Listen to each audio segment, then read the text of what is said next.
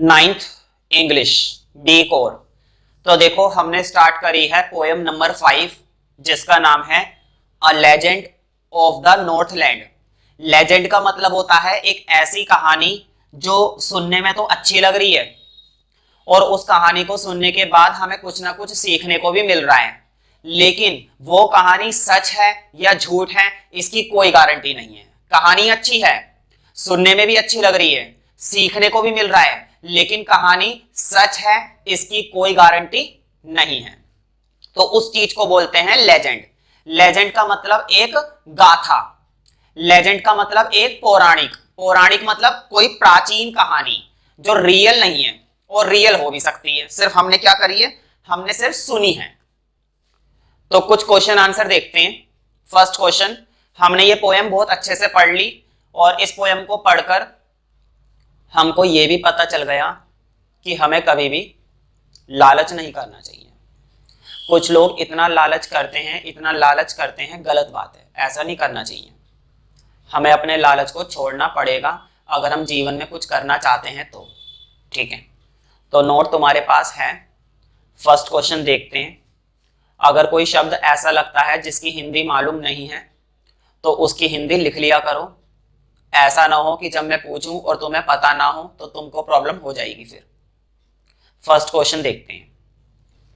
Which country or countries do you think the Northland refers to? कौन कौन सी country या कौन कौन से देश आपको क्या लगता है कि कौन कौन सी कंट्री और कौन कौन से देश ऐसे हैं? ठीक है, कौन कौन सी कंट्री और कौन कौन से देश ऐसे हैं जो नॉर्थलैंड में आते हैं। मैंने बता दिया है कि नॉर्थलैंड बेसिकली ऐसा एरिया होता है, नॉर्थलैंड कहने का मतलब बेसिकली ऐसा एरिया जो पोलर रीजन की साइड आता है। कहाँ की साइड आता है? पोलर रीजन की साइड आता है। कहाँ की साइड आता है वो एरिया? पोलर रीजन की साइड। और वहां पर क्या होती है भाई? वहां पर अच्छी खासी मात्रा में ठंड होती है। तो आंसर देखते हैं। The Northland could refer to any extremely cold country। तो नॉर्थलैंड बेसिकली हम ये कह सकते हैं ऐसी जगह जहां पर एक्सट्रीमली, एक्सट्रीमली का मतलब होता है बहुत ही ज्यादा, एक्सट्रीमली का मतलब होता है अत्यधिक। तो ये एक ऐसा इलाका होता है या ऐसा देश होता है जहां पर एक्सट्रीमली कोल्ड होता है, मतलब बहुत ही ज्यादा क्या होती है? ठंड। In the earth north polar region. और अर्थ के कौन से हिस्से में? अर्थ के नॉर्थ वाले हिस्से में। सच एज ग्रीनलैंड, जैसे कि Greenland. The northern regions of Russia, तुम रशिया कह सकते हो। कनाडा में भी ऐसा ही देखने को मिलता है। नॉर्वे। तो ये कुछ देश ऐसे हैं जिनको हम नॉर्थलैंड कह सकते हैं। अगर ज्योग्राफी में तुमने पढ़ा हो तो तुम्हें ज्यादा अच्छे से समझ में आता होगा। मुझे नहीं पता कि तुमने इतने अच्छे से ज्योग्राफी में पढ़ा है या नहीं पढ़ा है। तो रशिया, कनाडा, नॉर्वे ये कुछ देश हैं जिनको हम नॉर्थलैंड कह सकते हैं। नेक्स्ट क्वेश्चन देखते हैं। What did Saint Peter ask the old lady for? जो सेंट पीटर था वो उस ओल्ड लेडी से क्या मांगता है या क्या कहता है? तो तुम्हें मालूम है ना, उसको भूख लग रही थी तो वो खाने के लिए कुछ मांग रहा था। तो क्या उसको मिला? नहीं। उसने उसको क्या कर दिया भाई? मना कर दिया। What was the lady reaction? और ऐसे में लेडी का क्या रिएक्शन था? Saint Peter asked the old lady for one of her baked cakes to satisfy his hunger. तो सेंट पीटर ओल्ड लेडी से क्या मांगता है? सेंट पीटर ओल्ड लेडी से उससे बना हुआ एक केक मांगता है। क्या मांगता है? उसने क्या करा था? उसने केक बना रही थी तो वो कह रहा था कि मुझे एक केक दे दो खाने के लिए। टू सेटिस्फाई हिज हंगर, अपनी भूख को संतुष्ट करने के लिए। अगर उसे थोड़ा सा केक मिल जाता तो उसका पेट भर जाता, लेकिन क्या लेडी ने ऐसा करा? नहीं। Lady try to bake a small cake for the saint. तो लेडी कोशिश करती है एक छोटा सा केक बनाने की। उसको ऐसा लग रहा था कि इतना बड़ा केक देना इस संत को ठीक नहीं रहेगा, एक छोटा केक बना देती हूं। तो उसने उसके लिए एक छोटा केक बनाया फॉर द सेंट। अच्छी बात है, आगे देखते हैं। हाउ डिड ही पनिश हर, उसने कैसे पनिश करा उसे, मुझे बताओ। हाउ डिड ही पनिश हर, ही किसके लिए आ रहा है, किसने पनिश करा था, बताओ। सेंट ने पनिश करा था ना, और किसको पनिश करा था, हर। हर का मतलब उस बूढ़ी औरत को, उस महिला को, जो कि एक नंबर की लालची औरत थी। तो देखो ऐसी औरत को तो पनिशमेंट मिलनी ही चाहिए। He punished the old lady by changing her into a woodpecker, उसने उस बूढ़ी महिला को वुड पैकर में बदल दिया। तुम्हें मालूम है वुड पैकर एक ऐसा पक्षी होता है जो हमेशा खाने की तलाश में चोंच मारता रहता है सूखी लकड़ी में। इनटू अ वुड पैकर, तो उसने उसे वुड पैकर में बदल दिया। That build as birds do, और वो बिल्कुल ऐसी बन गई जैसे कि पक्षी होते हैं। एंड गैदर्ड स्कैंटी फूड, और ढूंढने लगी, क्या ढूंढने लगी, कम भोजन। स्कैंटी का मतलब होता है कम, और फूड का मतलब होता है भोजन, और गैदर्ड का मतलब होता है प्राप्त करना, हासिल करना, ढूंढना। मतलब वो अपने खाने के लिए लकड़ी में क्या मारती रहती है हर समय, चोंच मारती रहती है। By boring the hard dry wood, कठोर सूखी लकड़ी में वो हर समय क्या करती रहती है, बोरिंग करती रहती है, छेद करती रहती है, और छेद करने पर जो भी उसमें से कीड़े वगैरह मिलते हैं उसको खाती है और अपना गुजारा करती है ऑल डे लॉन्ग, सारा सारा दिन। तो देखो पहले वो एक इंसान थी और उसके श्राप की वजह से वो किस में बदल गई, एक वुड पैकर में बदल गई, सिर्फ अपने लालच के कारण। Do you think that the old lady would have been so ungenerous, देखो ये जो शब्द होता है जेनरस, जेनरस का मतलब होता है उदार, उदार का मतलब होता है जो दूसरों की मदद करते हैं, जो दूसरों की सहायता करते हैं। अगर कोई व्यक्ति भूखा होता है तो उसे भोजन देते हैं, अगर कोई व्यक्ति प्यासा होता है तो उसे पानी देते हैं, उनको बोलते हैं जेनरस। लेकिन क्या ये ओल्ड लेडी जरा सी भी जेनरस थी, ये बिल्कुल भी जेनरस नहीं थी, बल्कि ये क्या थी, ये अनजेनरस थी। देखो क्या है question, do you think that the old lady would have been so ungenerous, आपको क्या लगता है कि क्या वो बूढ़ी महिला इतनी अनजेनरस होती, if she had known who Saint Peter really was, अगर उसे पता होता कि सेंट पीटर कौन था।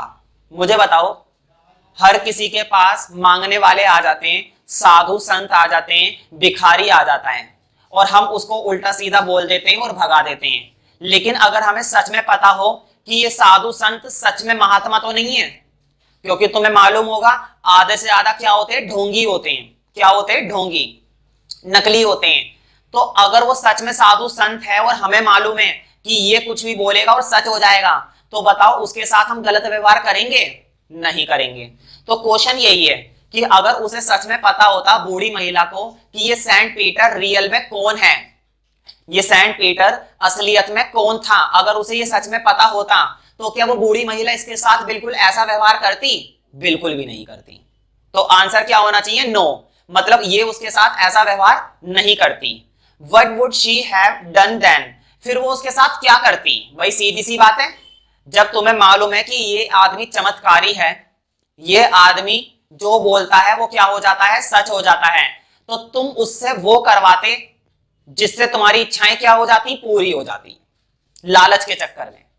अगर एक इंसान को अलादीन का चिराग मिल जाता है तो अलादीन के चिराग से वो अपनी इच्छाओं को क्या करने लग जाता है, पूरी करने लग जाता है। अब आंसर देखते हैं, no, the old lady would not have been so ungenerous, ये कह रहा है कि वो बूढ़ी महिला इतनी अनजेनरस नहीं होती। इफ शी हैड नोन, अगर उसको पता होता, who Saint Peter really was, सच में सेंट पीटर कौन था, अगर ये बात उसको पहले से मालूम होती, तो वो बिल्कुल भी ऐसी हरकत नहीं करती सेंट पीटर के साथ। वो सेंट पीटर के साथ अनजेनरस नहीं, बल्कि क्या होती, जेनरस होती, उदार होती, और वो उसकी मदद करती, और वो जो मांगता खाने को वो उसको दे देती खाने के लिए।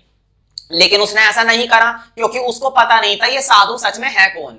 इंस्टेड, इसकी बजाय वो क्या करती, she would have try to please him with her cakes, वो उसको क्या दे देती, अपने केक भी दे देती, for the fulfilment of her greedy desire. Greedy का मतलब होता है लालची, और डिजायर का मतलब होता है इच्छाएं। तो पता है वो क्या करती, अगर तुमको पता चल जाए कि ये व्यक्ति चमत्कारी है, ये व्यक्ति जो बोलता है वो सच हो जाता है, तो तुम क्या करोगे, तुम उसको सब कुछ दोगे अपनी इच्छाओं को पूरा करने के लिए, कि मैं तुमको ये दे दूंगा, मेरी इच्छाएं पूरी कर दो। तो वो भी वही करती, बिल्कुल वो वही करती, और वो अपना सब कुछ दे देती उसे खाने के लिए, अपनी लालची इच्छाओं को फुलफिल करने के लिए। फुलफिल का मतलब होता है पूरा करना, मतलब वो उससे अपनी लालची इच्छाएं क्या करवाती, पूरी करवाती। फुलफिलमेंट का मतलब होता है इच्छाओं को पूरा करना, और ग्रीडी मतलब लालची। तो वो उसको कुछ ना कुछ केक दे देती और वो उससे अपनी लालची इच्छाएं पूरी करवाती। लास्ट क्वेश्चन देखते हैं, is this a true story, क्या ये कहानी सच्ची है? Which part of this poem do you feel is the most important, क्या ये कहानी सच्ची है और पोएम का कौन सा पार्ट तुमको लगता है बहुत ही इंपॉर्टेंट है? तो मैंने पहले ही बताया कि ये जो स्टोरी हम सुन रहे हैं ये सिर्फ एक लेजेंड है, और लेजेंड का मतलब होता है कि कहानी सच है या झूठ है इसका कुछ नहीं पता होता। कोई सी कहानी सच है या झूठ है इसके बारे में कोई गारंटी नहीं होती, लेकिन हाँ इनसे हमें सीखने को जरूर मिलता है। तो आंसर हम लिखेंगे no, this not a true story, ये कोई सच्ची कहानी नहीं है। इट इज अ लेजेंड, ये सिर्फ क्या है, एक लेजेंड है, एक पौराणिक है। लेजेंड का मतलब होता है पौराणिक, मतलब कि कोई प्राचीन कहानी जो सदियों से चली आ रही है, हम सिर्फ सुनते हैं, सच है या झूठ है इसका नहीं पता हमें। और अब ये बताएंगे कि सबसे इंपॉर्टेंट पार्ट क्या था पोयम का। तो देखो मैं तुम्हें बता देता हूं सबसे इंपॉर्टेंट पार्ट क्या था पोयम का। सबसे इंपॉर्टेंट पार्ट पोयम का ये था, जब वो महिला किस में बदल जाती है, जब वो महिला बदल जाती है एक वुड पैकर में। क्यों सबसे इंपॉर्टेंट वो हिस्सा क्यों है? सबसे इंपॉर्टेंट वो हिस्सा इसलिए है क्योंकि उसे अपने लालच का परिणाम मिल गया। एक व्यक्ति जब कोई लालच करता है तो लालच की वजह से उसके साथ हमेशा कैसा होगा, लालच की वजह से उसके साथ हमेशा बुरा ही होगा। और यही वो क्षण था जो महिला के साथ हुआ, और इसलिए ये वाला हिस्सा पोयम का सबसे इंपॉर्टेंट पार्ट है। आंसर देखते हैं, I feel that the point in the story is where the old lady is changed into a woodpecker. जब वो बूढ़ी महिला किस में बदल जाती है, जब वो बूढ़ी महिला वुड पैकर में बदल जाती है। और ये इस कहानी का सबसे इंपॉर्टेंट पार्ट है हमारे according, is the most important. This is because the punishment, क्योंकि ऐसा इसलिए क्योंकि उसको सजा मिली, पनिशमेंट मेटेड, उसको सजा मिली to the old lady teaches us, और ये हमको सिखाता है the value of generosity and charity, कि जब हम दूसरों के साथ उदार व्यवहार करते हैं, जब हम दूसरों के साथ दान और पुण्य का व्यवहार करते हैं, कहते नहीं पुण्य करना चाहिए, पाप मत करो पुण्य करो, तो इसी हिस्से से हमें पता चलता है कि हमें हमेशा दूसरों की मदद करनी चाहिए और दूसरों के साथ उदारता के साथ पेश आना चाहिए, ना कि अपना अपना और लालच तो बिल्कुल नहीं करना चाहिए। तो इसी हिस्से से हमें पता चलता है कि अगर तुम ज्यादा लालच करोगे तो तुम्हारे साथ भी क्या होने वाला है, बुरा ही होने वाला है।